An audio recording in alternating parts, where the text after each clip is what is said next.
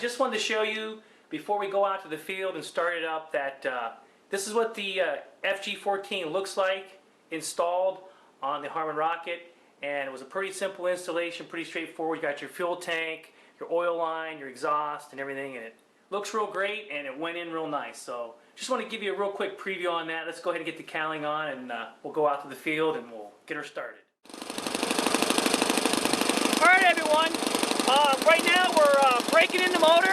We're idling about anywhere from 2720 to 2800 RPMs. We're just letting it idle for the 10 minutes that it's required to break in the motor. So after the 10 minutes we'll go ahead and set our highs and lows. And that FG-14 sounds great in this thing. So anyway, let's go ahead and run it for 10 minutes. Hi everyone, and welcome to the Seagull Harmon Rocket maiden flight. This particular model I converted to gas. I had an extra fuselage, wings, and tail feathers. I sold my electric one, so I kind of wanted to share with you what I did a little bit different on this model. The first thing I wanted to show you is the engine. Let's talk about the engine. I'm running, that's the Saito FG-14. We've already broke it in, as you can see, and then at the house we had the cowling off, so I kind of was showing you guys that. But anyway, I'm running the Master Airscrew 12.8. She cranks out about 9,100 RPMs. The model weighs 8 pounds. I'm running 2 nickel metal hydrate ignition batteries and receiver batteries, and they're 2300 milliamps.